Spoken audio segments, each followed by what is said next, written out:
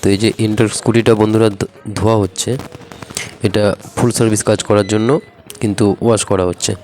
তো ফুল সার্ভিস কাজ করার জন্য আমায় প্রথমে এর সিট, ডিগি সব খুলে নেওয়া হয়েছে। খুলে নেওয়ার পর জল মারা হয়েছে। জল মারার পর শ্যাম্পু মারবো। শ্যাম্পু মারার পর ফের জল মেরে গাড়িটা ফুল ওয়াশ করে তবে সার্ভিস কাজ চালু করব। তো চলো তোমরা কাজটা দেখতে থাকো। আর আমার চ্যানেলে যদি কেউ নতুন হয়ে থাকো চ্যানেলটাকে সাবস্ক্রাইব করে দিও। আর যদি ভালো লাগে একটা লাইক করে দিও। যদি কিছু জানার থাকে কমেন্ট করো, অবশ্যই রিপ্লাই দেবো। তো চলো গাড়িটা ধোয়া হয়ে যাক, তারপরে সার্ভিস কাজ চালু করছি।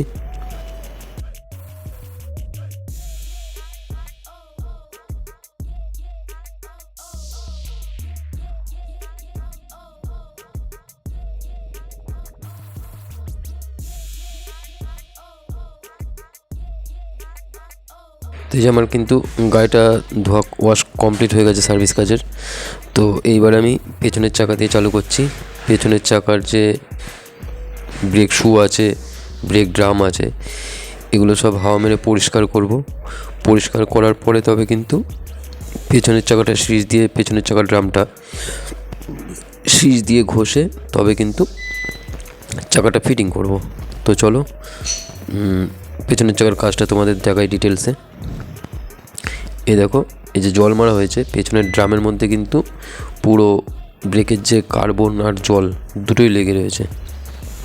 তো এই যে ব্রেক প্লেটটা আছে, এই প্লেটটা ভেতরটা পরিষ্কার করতে হবে। তার জন্য কিন্তু আমি ব্রেক শুটা একটু মার্ক করে নিলাম, নয়তো ব্রেক শুগুলো যদি ঘুরে যায় ব্রেক ঠিকঠাক ধরবে না, আপ ডাউন হয়ে যাবে, ব্রেক হার্ড হবে কিন্তু ব্রেক ধরতে চাইবে না, এরকম প্রবলেম আসবে। তো যার জন্য আমি ব্রেক শুগুলো মার্ক করে রাখলাম। এবার এটা আমি হাওয়া মেরে ধুলোগুলো প্রথমে সরিয়ে দেবো। এরপরে পরিষ্কার কাপড় দিয়ে মুছে পরিষ্কার করে তবে ফিটিং করব। তো চলো দেখতে থাকো।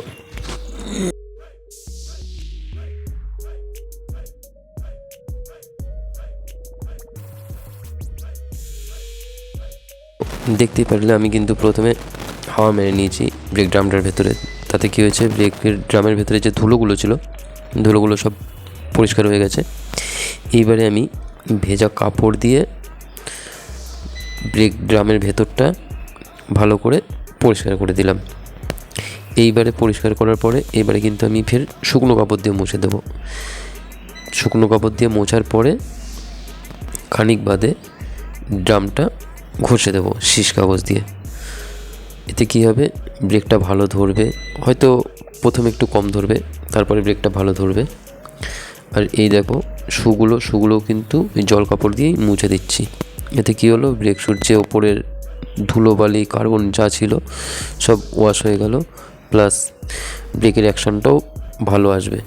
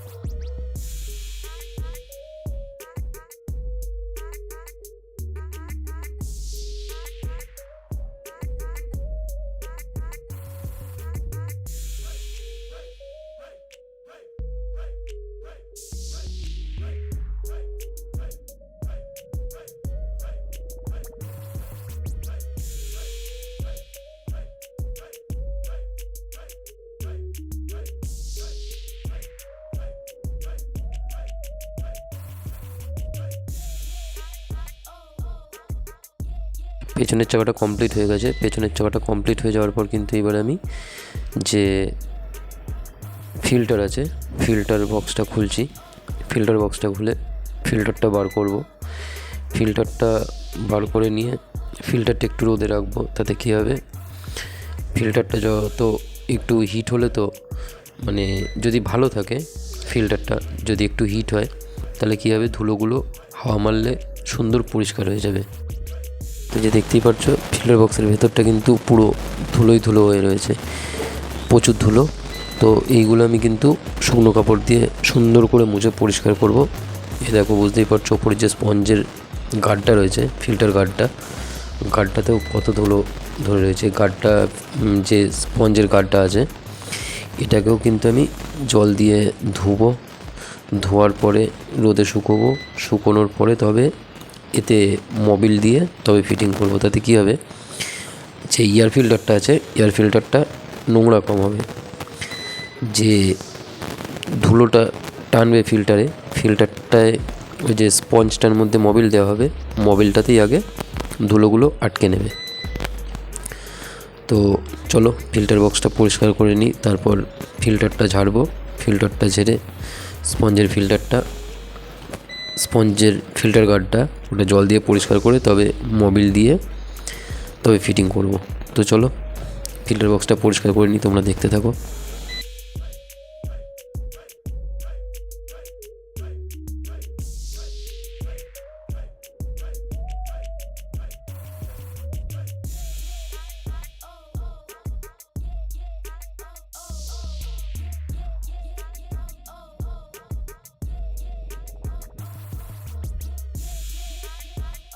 দেখো ফিল্টারটা কিন্তু ঝেড়ে নিলাম। ঝেড়ে নেওয়ার পর দেখো স্পঞ্জের যে ফিল্টারটা আমি কিন্তু পরিষ্কার করে মোবিল দিয়েছি স্পঞ্জের ফিল্টারটার মধ্যে, মানে ফিল্টার গার্ড যেটা, তবে কিন্তু আমি ফিল্টারটা ফিটিং করছি।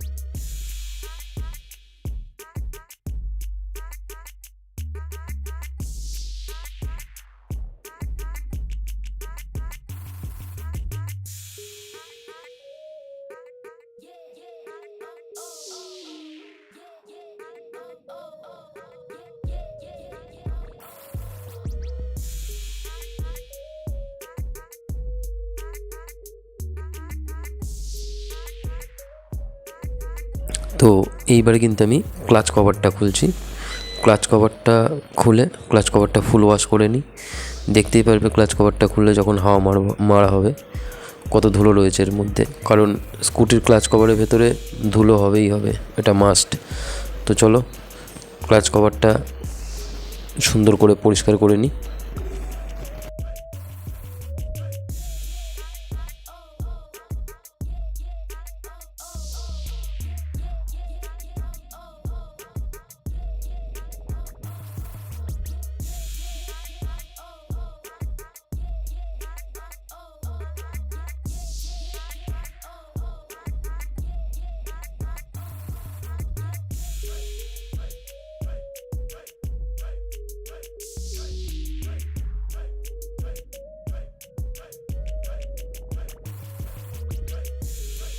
দেখতেই পারলে ক্লাচ কভারটা কিন্তু হাওয়া মেরে পরিষ্কার করে নিয়েছি। হাওয়া মেরে পরিষ্কার করে নেওয়ার পরে এই যে ক্লাচ কভারটা আছে, ক্লাচ কভারটা কিন্তু ভালো করে কাপড় দিয়ে মুছে পরিষ্কার করে নিয়েছি। এইবারে যে কিকার পিনিয়ামটাতেও কিন্তু মোবিল দিয়ে দিলাম। এতে কী হবে, কিকটা পুরো ইজি হয়ে যাবে।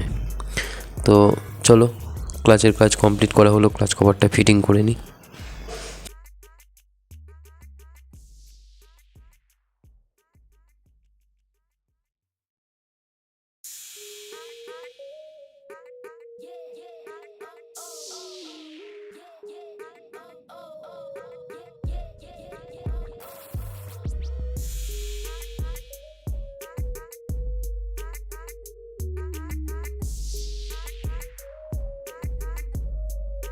এইবারে প্লাগটাও খুলে দেখে নিই। প্লাগটা খুলে দেখলে এর মাইলেজ কী আছে সেটাও বোঝা যাবে, প্লাস প্লাগটা একবারে পরিষ্কার হয়ে যাবে। তো চলো, গাড়িটার কিন্তু মাইলেজ খুব সুন্দর মাইলেজ আছে। ফিল্টারটা পরিষ্কার করে দেওয়া হয়েছে, ক্লাচ কভারটা ওয়াশ করে দেওয়া হয়েছে, মাইলেজ এর থেকে আরও বেশি বেড়ে যাবে।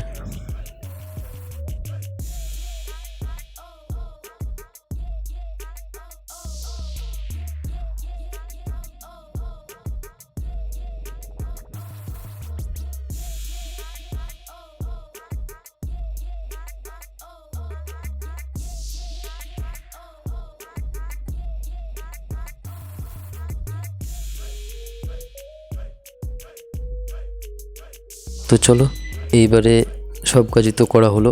অ্যাক্সিলারেটরটা মোবিল করার জন্য কিন্তু আমাকে সামনের ভাইজারটা খুলতে হচ্ছে। সামনের ভাইজারটা খুলে অ্যাক্সিলারেটরটা মোবিল করব। তো স্কুটিতে অ্যাক্সিলারেটরটা ফ্রি থাকা খুবই দরকার, কারণ কি স্কুটির যে পিক আপটা সেটা কিন্তু অ্যাক্সিলারেটারই। বাইকের ক্ষেত্রে যেমন অ্যাক্সিলারেটর ক্লাচ দুটো ফ্রি থাকার দরকার, স্কুটির ক্ষেত্রে যে অ্যাক্সিলারেটরটা অবশ্যই ফ্রি থাকার দরকার, তাহলে স্কুটি চালিয়ে আলাদা একটা মজা আসে। তো দেখতেই পাচ্ছি এর মধ্যে জল গেছে। অ্যাক্সিলারেটর থ্রোটেলটা যখন ঘোরানো হয় এর শুকনো থাকে, শুকনো অবস্থায় থাকলে কী হবে, একটা ধুলো জমে যাওয়ার ভেতরে। তো চলো, সেইগুলো আমি সব পরিষ্কার করে পরিষ্কার কাপড় দিয়ে মুছে তবে কিন্তু মোবিল দিয়ে ফিটিং করলাম। তো অ্যাক্সিলারেটরের কাজটাও কমপ্লিট করলাম।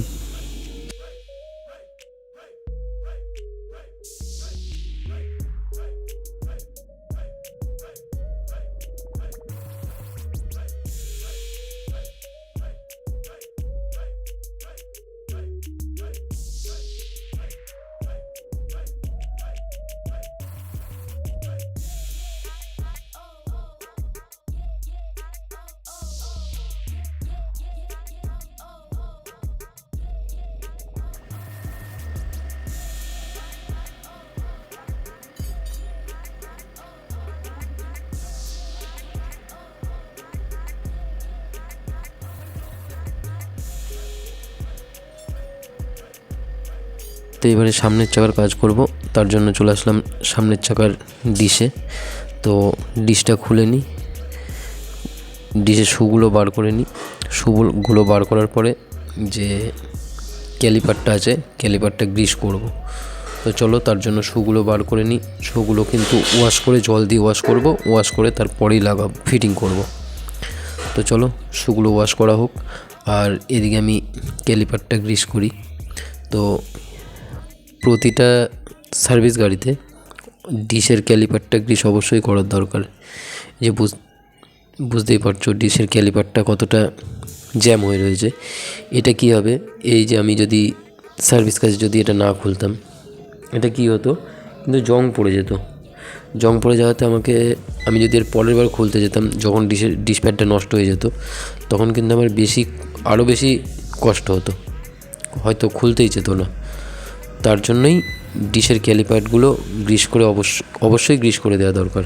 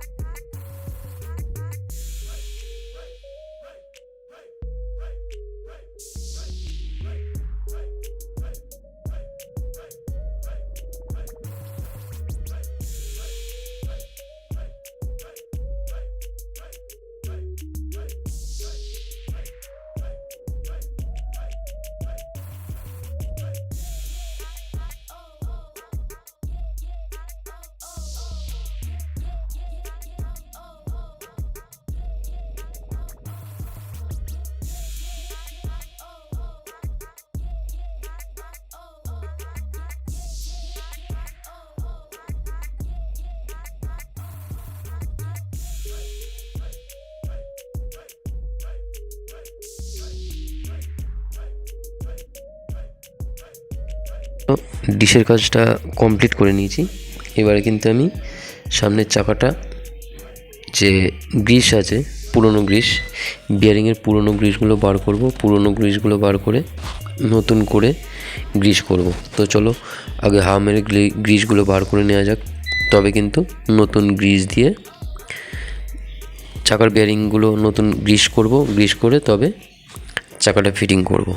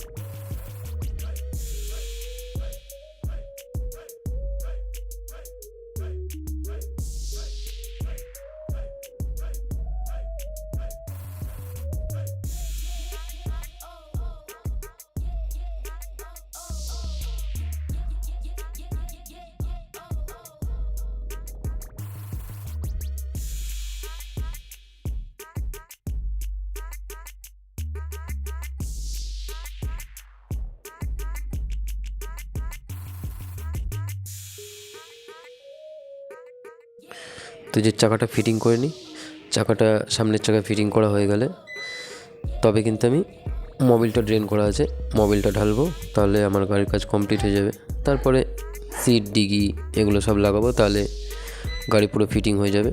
তবে গাড়িটা সুন্দর করে মুছবো, মুছে পালিশ করে তবে কিন্তু যে চাকার হাওয়া আছে, চাকার হাওয়াগুলো চেক করে তবে গাড়িটা ডেলিভারি করব। তো চলো আজকের ভিডিওটা এই পর্যন্তই। সামনের দিন আরও ভালো কিছু ভিডিও নিয়ে তোমাদের সাথে দেখা হচ্ছে। তো চলো, টাটা।